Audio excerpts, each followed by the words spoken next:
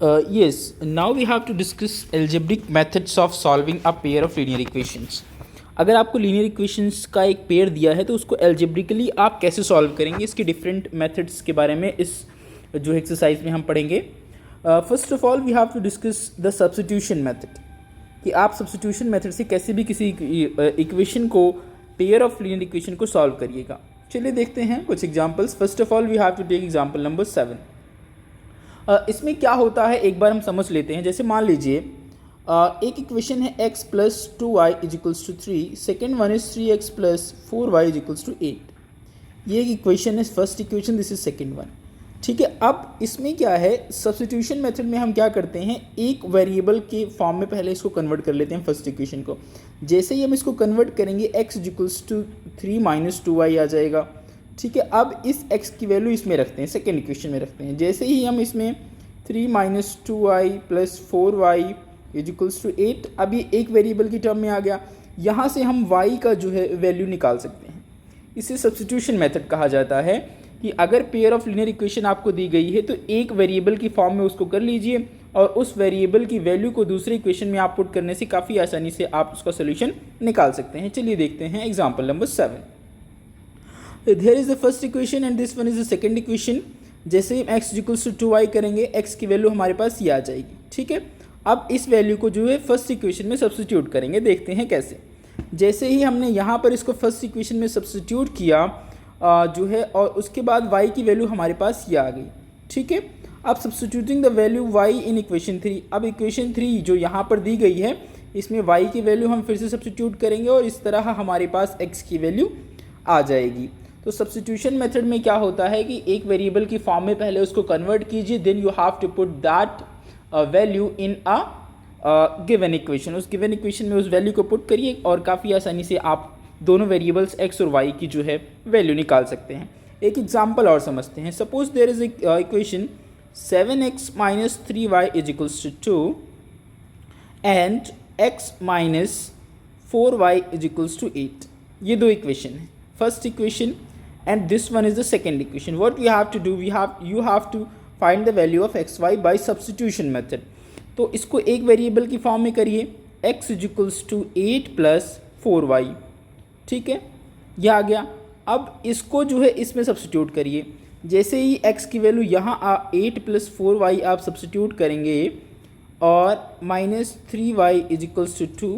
अब ये एक वेरिएबल की टर्म में आ गया, दैट इज़ y की टर्म में आ गया. ठीक है, y की टर्म में आने के बाद क्या होगा, अब यहाँ से आप y की वैल्यू को क्या कर सकते हो, कैलकुलेट कर सकते हो. Is it clear to you? तो इसको क्या कहा जाता है बच्चों, इसको सब्स्टिट्यूशन मेथड कहते हैं. क्या कहते हैं? सब्स्टिट्यूशन मेथड कहते हैं. इससे आप x y की वैल्यू काफ़ी आसानी से निकाल सकते हो. चलिए चलते हैं आगे. यहाँ पर स्टेप बाय स्टेप आपको समझाया गया है कि how you have to use the substitution method, और मैंने आपको एक एग्जाम्पल के जरिए भी समझाया कि सब्स्टिट्यूशन मेथड का यूज़ कैसे करोगे आप. आप एग्जाम्पल नंबर 8 की बात करेंगे. यहाँ पर कुछ इक्वेशन दी है, दैट इज़ इक्वेशन नंबर 1 ये है और इक्वेशन नंबर 2 ये है. अब क्या करेंगे हम, यहाँ पर सब्स्टिट्यूशन मेथड के जरिए s और t की वैल्यू निकालनी है. तो आप क्या करेंगे, s is equals to 6 plus 3t हो जाएगा. ठीक है, अब इस s के मान को इसमें रखेंगे, x की वैल्यू को इसमें रखेंगे. जैसे ही 6 plus 3t minus 7t plus 42 रखेंगे, यहाँ से हमारे पास t की वैल्यू आ जाएगी.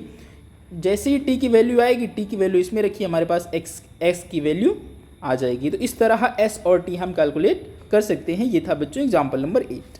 तो यहाँ पर वही बात आपको समझाई गई है कि कैसे you have to calculate the value of s and t. Example number 9 पर आ जाते हैं. 9 पर क्या कह रहा है, example number 2 3.3. 2 pencils 3 erasers cost 9, तो 2x 3y is equals to 9, first equation. इसी तरह 4 pencil 6 erasers equals to 18, 4x 6y equals to 18. ये तो हो गया हमारे पास. Find the cost of each pencil and each eraser. ठीक है, it means we have to calculate the value of x and y in each equation. तो क्या करेंगे, यहाँ पर हमने सब्स्टिट्यूशन मेथड का यूज़ किया, तो ये जो है 3y इधर चला जाएगा और x की वैल्यू आ जाएगी 9 minus 3y upon 2. Is it clear to you? और x को यहाँ पर हम सब्स्टिट्यूट कर देंगे. ठीक है, जैसे ही x को सब्स्टिट्यूट करेंगे हमारे पास ये जो है इक्वेशन 18 इज इक्वल्स टू 18 यहाँ पर आ गया है. This statement true for all values of y, यानी y की हम कोई वैल्यू यहाँ ले सकते हैं जो है करेक्ट होगा। और इस केस में हम देख सकते हैं कि infinitely many solutions of this equation. अब चूंकि इनफाइनेटली मेनी सॉल्यूशंस क्यों हैं, because these equations are equivalent equations. कैसी इक्वेशन है, इक्विवेलेंट है, जिसमें आप देखिएगा कि a1/a2 is equals to b1/b2 not equals to c1/c2।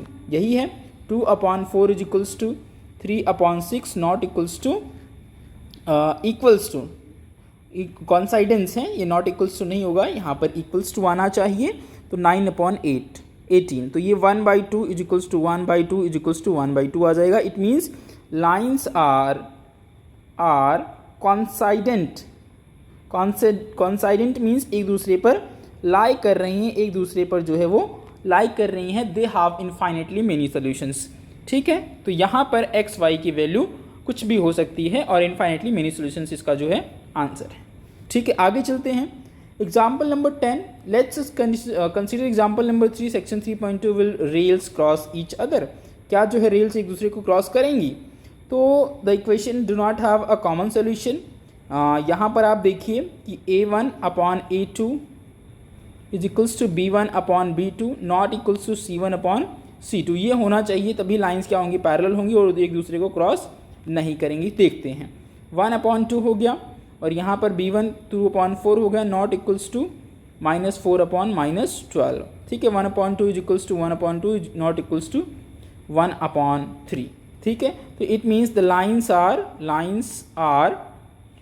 Parallel. Lines कैसी होंगी बच्चों, लाइन्स जो है वो पैरेलल होंगी और एक दूसरे को क्रॉस नहीं करेंगी। ठीक है, because they don't have the common solution, lines are parallel. चलिए चलते हैं 3.3 पर। यहाँ पर किसी एग्जाम्पल को आप ले लीजिए, उसको हम सॉल्व करते हैं। लेट्स टेक दिस वन, इसको लेते हैं। ठीक है, example number question number 5 exercise 3.3 first का 5th पार्ट। जैसे ही आप इसको यहाँ पर x लिखिएगा तो ये क्या आ जाएगा, √3y/√2, ये आ जाएगी x की वैल्यू। अब x की वैल्यू इसमें सब्स्टिट्यूट करिए, √3 और x क्या आया है हमारा, √3y/√2।